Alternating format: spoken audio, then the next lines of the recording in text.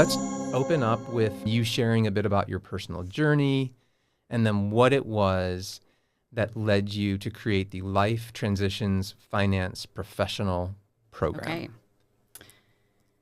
I resisted tooth and nail studying accounting. I didn't want to do it. I did really like math, and I love puzzles. Jigsaw puzzles are some of my favorite things to do. So early in my career, my life, I ended up deciding, because the universe kept pointing me in the direction of accounting, even though I didn't want to do it, I still ended up doing it. And I went into public accounting early on and decided that I was going to work my way up the corporate ladder, become a CFO and CEO, and be wealthy and powerful and independent. And the more I did it, the more I hated it. The more it sucked the soul out of me. So you kind of had that like career trajectory, like I'm going to go out and I'm going to conquer the world. Accounting, although I don't like it, like that's going to be my vehicle for success. I was told that accounting is the ticket into pretty much anything you want to do in a career, because it's like the basis of all business is finance, money, accounting. So it seemed like the right decision, even though it was not the desirable decision. It was the responsible one at the time, and it made sense. So I did. I got my hazing in the Big Four public accounting years, working myself to death. Got married, had a couple of kids, and got divorced for the first time. And that was kind of the start of the change of my trajectory. I still was in the corporate accounting and internal audit space and was really starting to pivot more into better work-life balance, more prioritization of my family, and less about money. And then I got married a second time. And after a couple of years of that, it was a long-distance marriage. It didn't work out, and ended up going to trial when I divorced that second husband, because it was such a long, drawn-out, difficult process. It almost broke me. And I think that was intentional. Yourself as a person or also financially? All of it, all of the above. It was very expensive because it went all the way to trial and had to have a judge rule on how the money was going to be split for a 2-year marriage. It didn't make sense, but I had to do it on principle because my first divorce was so miserable, and spent so many years trying to make up for the financial losses that I took as a result of that. I couldn't let that happen a second time. So the second time I kept fighting and ended up paying my attorneys all the money instead of my ex-husband. It broke me in all the ways. It was emotionally, it was physically, it was financially so taxing that I just couldn't do life anymore in the way that I was doing it. I was very ill, and I finally sought the help of professionals outside the Western medicine realm. And after several months of healing, had this just random epiphany one day in a yoga class that I need to pivot my career to helping people through the divorce process with the financial issues and decisions, so that they don't have to go through the hell that I went through twice.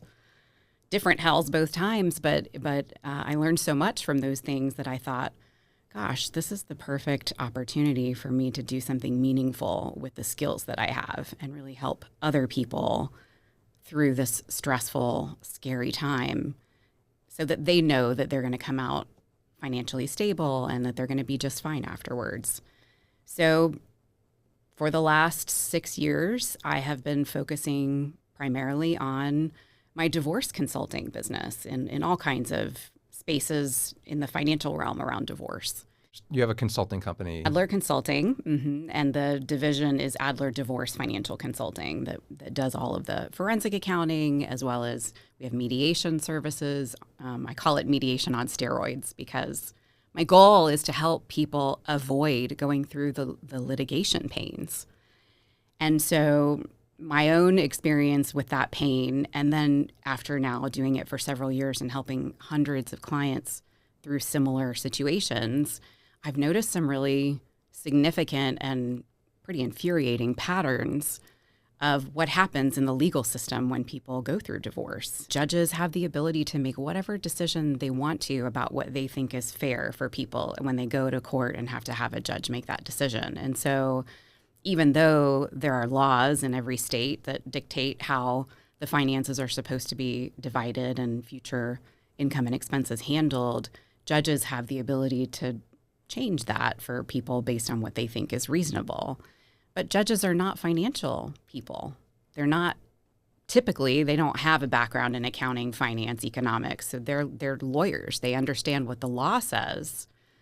But it occurred to me, even in doing a lot of the forensic accounting work, that the law doesn't even make sense financially. It's not even possible to prove some of the things that the law says you have to prove, especially in Texas, but in all the states, there's issues.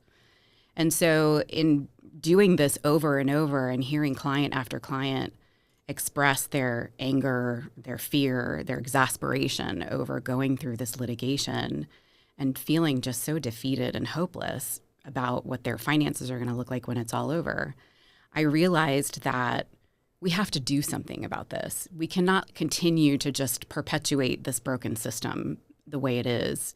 And, bless the attorneys for trying to navigate within the system that exists, because that's what they do. And we certainly still need them to do that as long as the system exists. But what I aim to do is to help as many people as I possibly can disengage from that system and avoid having to go through that and avoid allowing those pitfalls to even touch them, to be a risk for them. I know you have an impressive record with working as a CPA for some major companies. Mm-hmm. Just give me a brief overview of your accounting credentials. Sure. So I became a CPA after going to the top accounting program in the country here in Austin at the University of Texas. It still is the #1 accounting program. And so very Hook 'em horns. Right, hook 'em. It is very well respected. And after graduating, I went to work in the Big Four. At the time, there were more than four, but now there's only four left. And so that's pretty much what students in the accounting programs want to do, to get the most broad and helpful knowledge and experience in a short period of time. And most people do this for a couple of years. They leave and go into industry. And that's exactly what I did, because it's really tough. They work you to death. They pay decently, but they work you to death, and they make you travel a lot, and sometimes on a whim, and they're not always that nice to you. Clients sometimes get upset, and they have deadlines, and there's a lot of pressure and a lot of responsibility that on a 22 or 23-year-old fresh out of school is challenging to manage, while learning how to be an adult at the same time.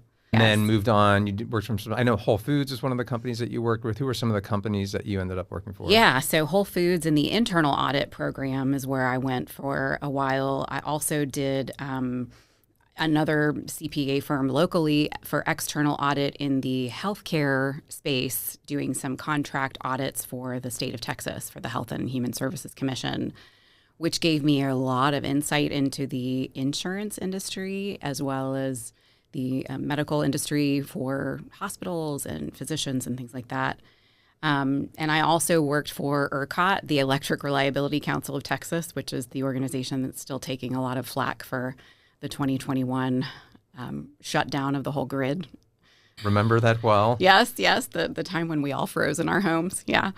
I worked there for a few years in their internal audit, and that's actually where I got my experience and interest in building credentials for being a fraud examiner. So ERCOT had a major fraud before I went there, and that's when they developed their internal audit department, was after that fraud. And so while I was there, I created this whole fraud prevention and detection program that they began using. So that kind of gave me some ideas too about things that I really enjoyed doing. Again, it's more puzzles. Okay. Solving puzzles and creating things and teaching about things, which I think is also a big part of my soul's mission in life, is to teach, is to share what I learn from my own experiences.